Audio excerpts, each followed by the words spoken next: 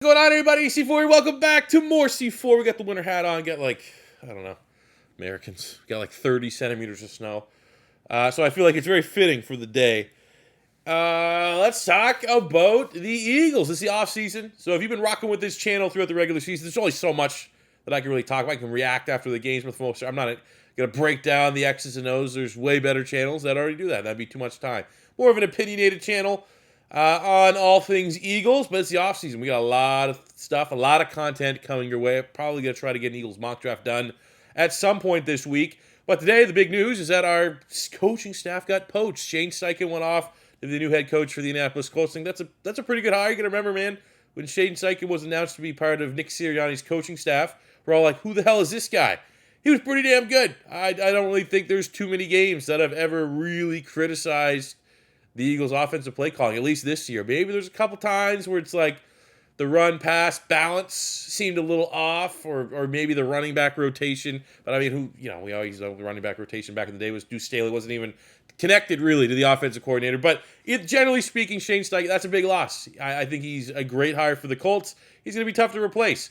Also later on today, probably about a couple hours ago, the new head coach of the Arizona Cardinals was unveiled, and it is Jonathan Gannon. And I think it's not ridiculous to say 70 to 80% of this fan base wanted Jonathan Gannon gone. I will say that I wasn't one of them. However, I was not opposed to change back there. There's the good and the bad with Jonathan. Jonathan Gannon was a younger Jim Schwartz.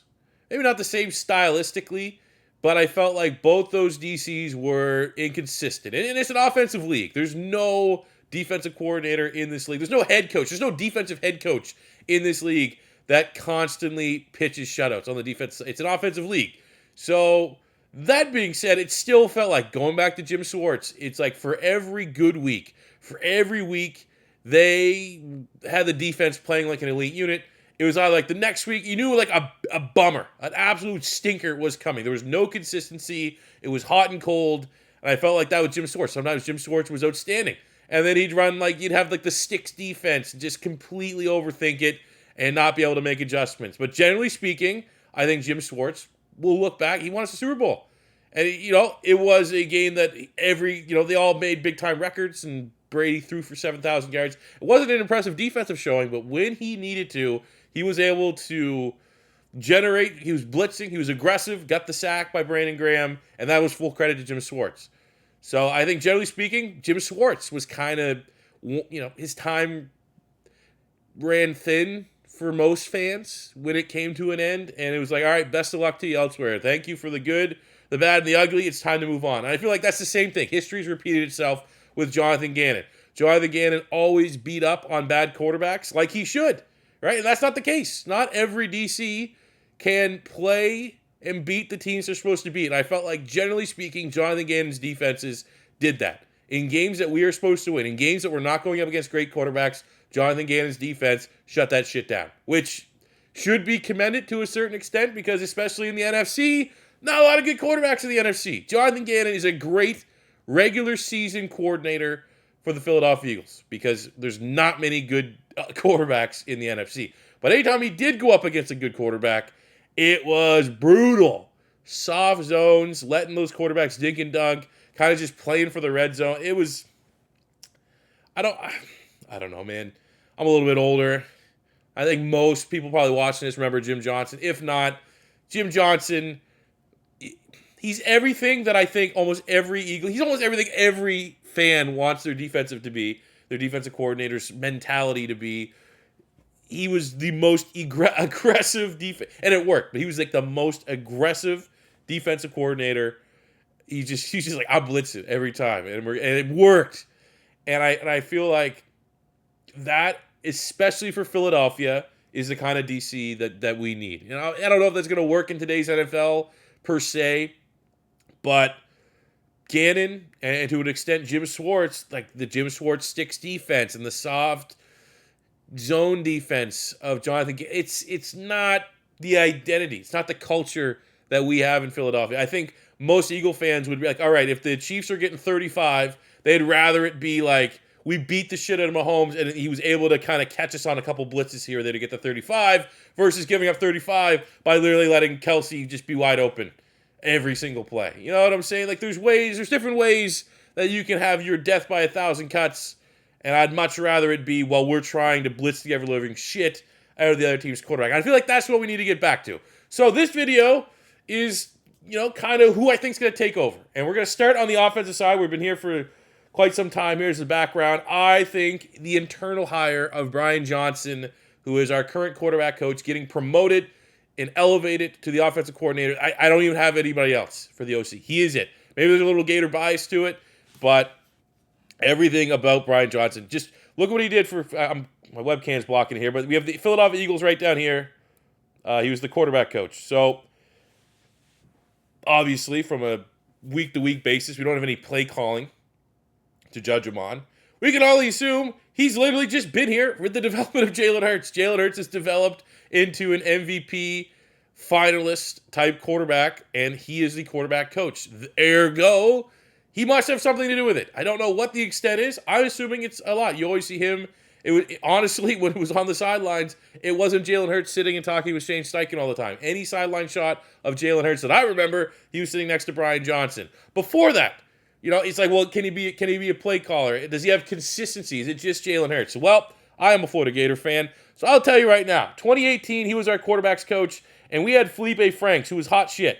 Not good at all, and somehow with him as our QB coach, we got 10-3. We had Felipe Franks play a serviceable year, 24 touchdowns. They're over 30, which was top 3 in the SEC. That's remarkable for Felipe Franks, who's very much like an XFL caliber quarterback. 2019, he was also the quarterback's coach. This was his last year before getting promoted to the offensive coordinator and still being the quarterback's coach. This was the year that we kind of transitioned to Kyle Trask. Kyle Trask was like a 0-star recruit, came, Felipe Franks was ass, but Kyle Trask was absolutely like laughable. Like, this guy here was like a walk-on. No one had any expectations, and we made him into one of the most productive Florida Gator head coach quarterbacks of all time. And under head coach Dan Mullen, that's a pretty good. As much as I have issues with Dan Mullen, he was a god-awful recruiter. But a Dan Mullen offense, part of an Urban Meyer, like the college offense that we know and love today, it has like the fingerprints of what Dan Mullen implemented. So if you're looking at like who has Brian Johnson been able to develop, well, he made Felipe Franks serviceable in the SEC. As an offensive coordinator, 2019 was the start of it, but going into 2020, he had Kyle Trask playing like a Heisman. This walk-on, like this is, I don't even know how to explain it. Like if you don't watch college football, Kyle Trask right now, he's like, I don't know what he's, quarterback 3 on the Tampa Bay Buccaneers. But like, he got Kyle Trask playing at an MVP level. It would be the equivalent to the NFL of like, I don't know. I'm going to try to use a veteran for an example. It'd be like some team, honestly, it's like the Geno Smith thing. The Geno Smith Seattle rise. Like whoever the OC is there in Seattle is probably getting some looks. Whoever the quarterback coach is in Seattle is probably getting some looks. That's pretty much what Brian Johnson did to a college level. Took this nothing QB, got him playing at an elite level. We had a lot of talent there in Florida. Kyle Pitts, Kadarius Toney. But a lot of that was on Brian Johnson. It was at this point where I was starting to take notice. I was like, Brian Johnson, man, he was like the cover of NCAA, Utah quarterback. And then Howie Roseman, being a Gator alumni, brought him on as the quarterback's coach when Dan Mullen got fired at Florida. And all we've seen him do in the NFL is be the guy that's Jalen Hurts' guy on the sideline. So I just think maybe there's going to be some uncertainty there as a play caller. He does have 1 year of experience at Florida in 2020 being the OC. He wasn't really the play caller under Dan Mullen. But as much as I do not like Dan Mullen is a very bright offensive mind. And being able to take some of that, being able to take what he knows works with Jalen Hurts right now, slam dunk. Easy. There's rumors that he was going to get poached out of Philadelphia to be an offensive coordinator. This is all I got for you. Now, defensive coordinator. Well, we got some names.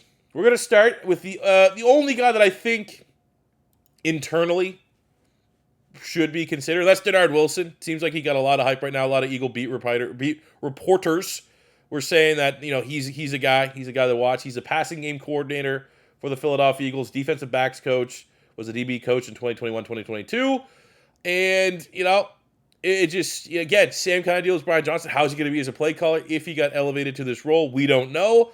But he's generally, and he's more on the safety side than he is the corner side. D-back, obviously he's responsible for the whole unit. But he's been more of like, if he's a DB guy, he has safety specialty. Did a lot of work with Jamal Adams with the New York Jets. And I think when you look at the Eagles safeties, we just had Chauncey Gardner-Johnson get 6 picks. And, Epps is Epps. Not really, Epps is more of a Jim Schwartz guy. I think it's worth saying, Reed Blankenship. UDFA got him playing at a high level. And generally speaking, if you're going and classifying him as responsible for the entirety of the DB room, we got James Bradbury off the street, and we got him playing like a second-team All-Pro. Obviously, Slay is Slay for the most part. I don't think there's anybody else, really. I think Nick Rallis, the linebacker coach, I've seen him on a couple different sites as a potential DC promotion. But I do think if Philly is going to keep it internal, which they very well might likely do this. I think it's probably the most likely that they will do this. I think you're going to see Brian Johnson, OC, Denard Wilson at DC. But I do have some alternatives. Denard Wilson, I have no problem with that as a potential defense coordinator. Not my number one target. My number one, he's probably my number 3, but my top 3, I'd be happy with any of them. So the other big name that you guys will see, I guess for Denard Wilson here, I do have some stats that I can use to kind of back up some of these things. So I get DB coach. So are we responsible for our passing defense? I guess, right? So we were 1st in yards, 10th in touchdowns, top 5 in interceptions. So not going to find a lot better DB coaches resume than that are going to be available. That's an internal hire. So Denard Wilson, strong start to this. The next name that's kind of popular right now is Sean Desai, who was a part of the Seattle Seahawks defense last year, was a Chicago Bears defensive coordinator in 2021. Now, obviously, I think, for my opinion, if you're interested in Desai, he has, I don't think you're any further ahead than just giving it to Denard Wilson. Denard Wilson's at least already in the building. Both these guys, maybe has the experience as 1 year as a DC, but that wasn't a whole lot. I think, in my opinion, my tiebreaker would go Wilson here. Looking at the 2021 Bears defense, mixed bag, generally not amazing. 3rd in yards, but bottom in a lot of other categories. Almost top 10 in rushing touchdowns, and like 10, a little lower. Like you want like one is technically the best. They were 6th in yard. I don't know. For my opinion, I know he's a Temple guy. Some people if you're considering, on the inexperienced side, I think Wilson has to be your guy in this matchup. Another big name is with Jonathan Gannon going to Arizona, maybe Vance Joseph. This is definitely more on the experience side. Looking at his career history, most notably was that 2016 Dolphins year, which was very good. Denver as the head coach, he was the head coach, but obviously was responsible for the defense. They were kind of average. Arizona, not the best defense over the last little bit, but I mean, he's probably worth kicking the tires on. Here was the defense for the 2016 Dolphins, which got him that head coaching job in Denver. And, again, kind of a little bit of a mixed bag here. Top 10, almost top 10 in turnovers, but I mean, yards, 29th. Top 10 in interceptions, I suppose. I don't know, man. I get it. If you want another veteran back there, it's not my bag. It's not my bag. So another candidate, which might be my top guy, and this is just a Hail Mary, Jim Leonhard. Jim Leonhard was outstanding as the defensive coordinator for the Wisconsin Badgers. Constantly one of the best defenses in college football. I think, you look at what he runs. I think what Jonathan Gannon was trying to do, Jim Leonhard just runs a more aggressive version, like a multiple front. That's which fits kind of the rule that they had with Son Riddick, and maybe it might not look as good without the strong defensive line that we had this year. But I think if we're going on the inexperienced route, which so far we've talked about, Denard Wilson, Sean Desai, Jim Leonhard is not on the list. I think Jim Leonhard would be my top guy to kind of take a swing on. It seems like things are going to be ending for him there at Wisconsin. He was the interim coach to kind of end last season, but with Luke Fickell joining there, it doesn't look like he's going to be picked up. And I just think one of the best, like just consistently the bet, it was a safe bet that they were going to be an elite defensive unit every year. And they don't have all the talent. They don't have an Alabama-like talent, so he's like maximized. I don't know. I think I would definitely, it'd be one of those guys I would love to see an interview. I would love to see him get an opportunity. There's rumors he might be getting interest anyways with the Green Bay Packers. But Jim Leonhard is definitely, him and Denard Wilson would be my top two if we want to go the inexperienced route. Now, I haven't seen a lot of people saying maybe we want to go with a veteran. I don't know if it's past meme status. Rex Ryan's name's been flexed around there, even though I'm pretty sure he's only ever ran a 3.4, and I don't really want to go to a 3.4. Vance Joseph is one for, before he got hired. Vic Fangio was another one. I don't know if we want to go to Fangio, even though you're kind of keeping the defense the same. I feel like the defense needs to change up a little bit. But if we're going veteran, this is my number 2 guy. Right now, I'd say Jim Leonhard would be a number 1, and I admit right now that's a Hail Mary because we don't know if it'll translate to the NFL. Don't know if that's too big of a jump, but I live boldly like that. Denard Wilson is in there, but if we want experience, it's what I'm about to use as like a backing point is a little dated, but if we're gonna go experience, Mike Zimmer. Now, Mike Zimmer, most notably, people remember him as the Minnesota Vikings head coach. The Vikings had some pretty good defenses in there. But things soured a little bit towards the end, and there was a reason why he got fired. Just felt like his teams were average. But a head coach and a defensive coordinator are two different things. I think it's worth saying that, look, they were first in 2015 in the division, first 2017, second in 2019. We got to the championship game. Obviously, they got absolutely just rock and rolled by what a game. I'm not going to bring that up. That's a wound. But generally speaking, Mike Zimmer was never a bad coach. Above 500, finishes 74, 59, and 1. But you got to remember when he was a DC, man. Mike Zimmer, they had talent, right? They definitely didn't have bad players. But let's take a look at Mike Zimmer's defenses. We got a 5-year period here. It's dated. The league's changed a little bit, but it was right at the turn of the league becoming pure pass happy.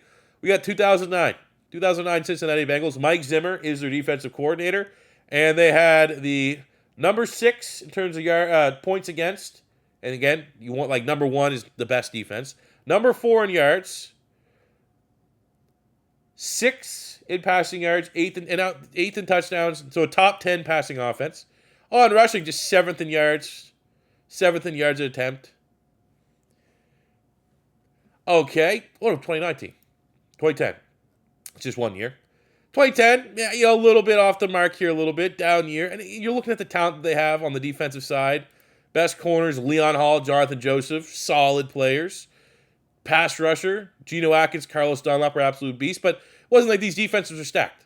At no point was these Bengals defenses even similar to what we have last year in Philadelphia and likely what we're going to have next year in 2023, 2024.